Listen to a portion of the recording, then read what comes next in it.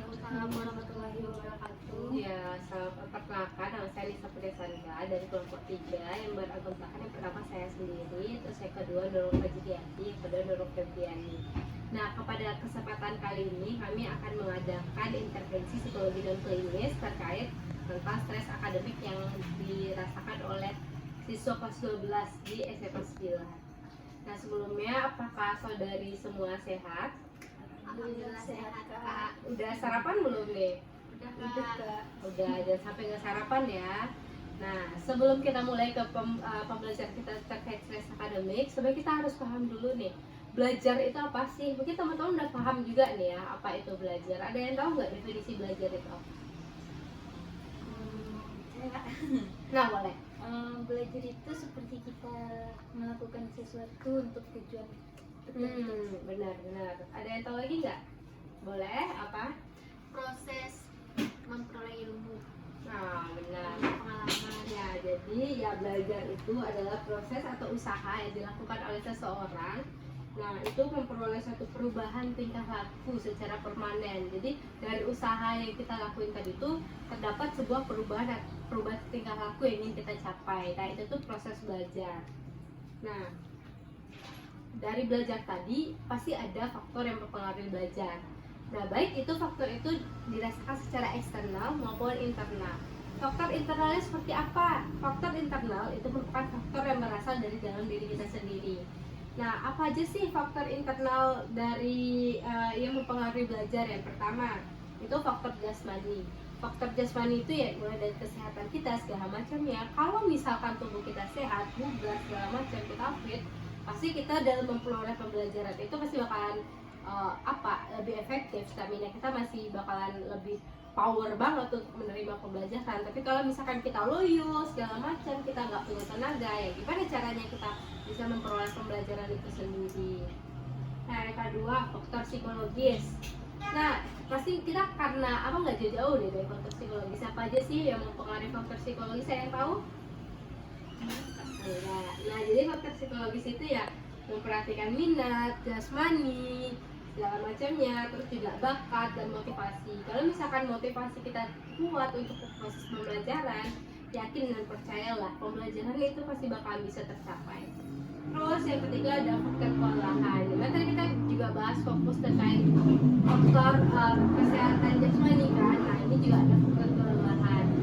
Contohnya, hari ini kita jam 7 mau belajar, tapi tadi malam teman-teman habis streaming YouTube Korea atau apa gitu kan, atau enggak habis streaming bola atau bar.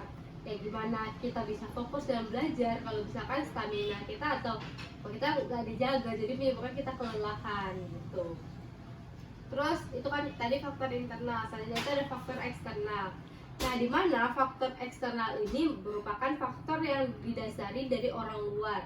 Nah, faktornya apa aja sih? Keluarga. Contohnya apa keluarga, Kak? Nah, contohnya dorongan dari orang tua segala macam itu juga berpengaruh terhadap proses pembelajaran kita. Nah, orang tuanya itu seperti apa? Memberikan dorongan psikis, terus juga memberikan dorongan seperti fasilitas. Nah, itu bisa membantu kita dalam proses pembelajaran. Terus juga faktor lingkungan belajar. Nah, sekolah, berarti teman-temannya seperti apa? Nyaman nggak kita belajar di sana? Gurunya seperti apa? Fasilitas sekolahnya seperti apa? Itu juga merupakan faktor-faktor yang penting di dalam dunia pembelajaran. Nah, gitu. Nah, selanjutnya kita akan bahas terkait stres akademik. Teman-teman pernah stres nggak? Mungkin nggak tahu ya apa itu stres akademik ya. Nah, jadi stres akademik itu tuh yaitu stres yang dikarenakan tidak mampunya peserta didik terhadap desakan akademik yang dilihat mengekang. Hal ini menimbulkan sensasi yang tidak nyaman pada diri kita, sehingga mengacu ketegangan, baik merupakan gejala fisik, psikologis, dan perubahan terhadap tingkah laku. Aspek emosinya seperti apa? Nah, aspek emosi itu kayak kita sedih aja terus karena belajar tugas numpuk segala macam, akhirnya kita stres. Ya Allah, gue stres nih, udah gue sedih, gue marah-marah segala macam. Nah, itu dari aspek emosi. Kalau aspek pikiran itu ya mikirin ya Allah kedepannya kita bakal seperti apa, itu jadi beban pikiran, jadi stres bagi kita. Kalau dari aspek fisiknya seperti apa? Nah, ketika ada ujian, pasti pernah nggak ujian, ini mau ujian tiba-tiba kita mual, pusing, keringat dingin, pasti pernah kan? Nah Kak, Nah, itu merupakan salah satu stres akademik. Nah, kayak gitu. Terus kalau misalkan dari aspek perilakunya seperti kita tuh ceroboh, megang gelas atau apa gitu kan, jatuh, pokoknya saking kita stres groginya gitu. Nah, manajemen stres, ada yang tahu nggak manajemen stres itu apa? cara mengatasi stresnya Kak. Nah, benar. Cara mengatur perasaan kita. Nah, memang benar. Kalau manajemen stres tadi kan kita udah tahu tuh, stres tadi itu misalkan sesuatu yang kita alami yang tidak menyenangkan gitu kan, terkait apa sih permasalahan kita. Kalau akademik terkait permasalahan akademik kita. Nah, manajemen stres ini adalah salah satu upaya untuk menyelesaikan permasalahan stres tadi. Nah, kayak gitu. Kalau motivasi belajar, namanya motivasi belajar, motivasi itu tuh hal yang mendorong.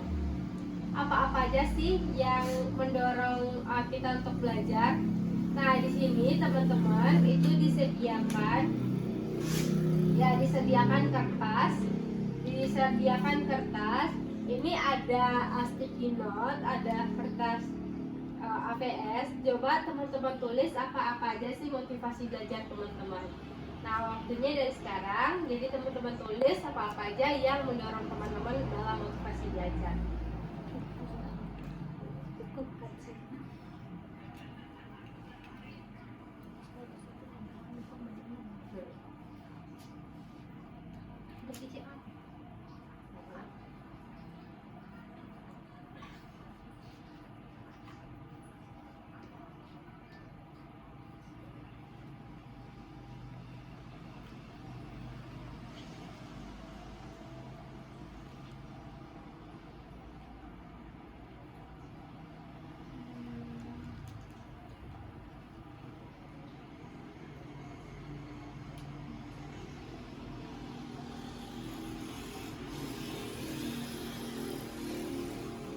Nah, silakan detail.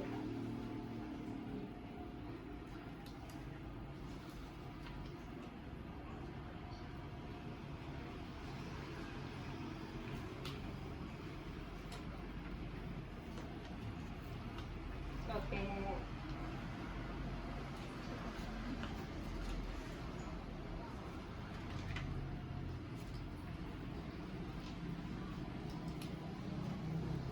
Nah, ada yang bisa bantu nggak bacain apa-apa aja sih motivasi belajar yang menurut teman-teman? Ingat ya, motivasi itu adalah suatu hal yang mendorong kita untuk melakukan sesuatu. Mungkin, bisa bantu? Kebetulan Kak, Iya. motivasi belajar yang bisa mungkin cita-cita yang diinginkan, ingin banggakan orang tua, ingin melihat hasil belajar sehingga mental kita menjadi lebih giat belajar lagi, terus ingin sekolah di luar negeri. Gitu. Kalau buat Nurul, Motivasi yang ya. motivasi buat belajar mungkin hampir sama kayak yang pertama orang tua, yang Ya. kedua cita-cita, terus idola, misalnya kayak mengidolakan seseorang. Ya. Nah, pasti kita termotivasi untuk bisa seperti orang itu kan Kak. Ya. Mungkin menurut saya itu aja, selebihnya udah disebutin sama Ya, kalau masalah motivasi belajar itu biasanya ada dari luar dan dari dalam. Nah, dari dalam apa sih ya? Keinginan kita untuk menggapai prestasi, keinginan kita untuk menjadi juara. Kalau dari luar ya, untuk membahagiakan orang tua, segala macam, buat idola, terus menggapai cita-cita itu dari internal kita ya. Nah, itu pokoknya mulai dari sekarang tanamilah di dalam diri apa sih yang menjadi motivasi kita belajar, tanami dalam diri kita sekarang.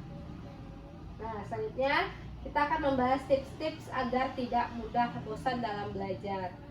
Nah, mungkin teman-teman ini juga udah disediakan kertas. Nih, disediakan kertas. Nah, mungkin aku sebutin aja ya. Biasanya tips and trick agar tidak mudah bosan belajar itu yang pertama, teman-teman harus buat agenda. Terus memilih kapan waktu yang paling efektif untuk teman-teman belajar. Dari agenda itu misalkan seminggu itu 2 kali atau 3 kali belajar. Pilih waktu paling efektif belajarnya itu kapan, tentukan di sana. Misalkan di sore hari kah, di siang hari kah, di pagi hari. Terus membuat metode belajar yang sesuai dengan teman-teman. Kan ada orang nih yang metode belajar itu audio kah, visual kah, segala macam kah. Nah tentukan, jangan sampai salah nih, kan teman-teman udah siswa kelas 12. Jangan sampai nggak tahu lagi metode belajar buat teman-teman tuh yang mana. Karena udah kelas 12 kan gitu.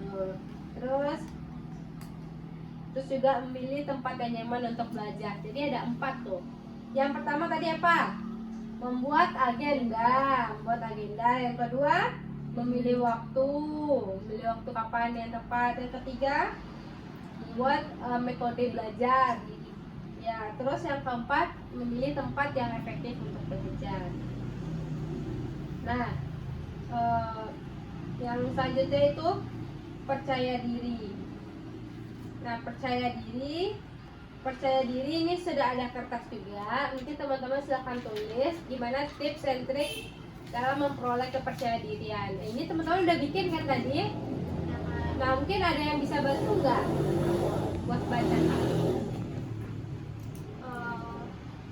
Cara membangun kepercayaan diri, yang pertama berpikir positif terhadap diri sendiri, yang kedua memiliki tanggung jawab yang penuh terhadap diri sendiri, yang ketiga memberikan penilaian secara objektif kepada diri sendiri, yang keempat memberikan penghargaan atau reward kepada diri sendiri, yang kelima mensyukuri nikmat atas rahmat yang telah Tuhan berikan.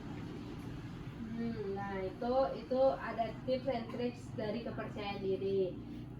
Aku rasa semuanya sih udah benar dan tepat banget, itu disesuaikan kembali dengan teman-teman sendiri. Nah, apakah ada pertanyaan? Ya, tidak? Tidak. Oh, tidak. Nah, jika tidak, kita akhiri sesi pada siang hari ini. Mohon maaf apabila ada kesalahan. Assalamualaikum warahmatullahi wabarakatuh. Waalaikumsalam warahmatullahi wabarakatuh.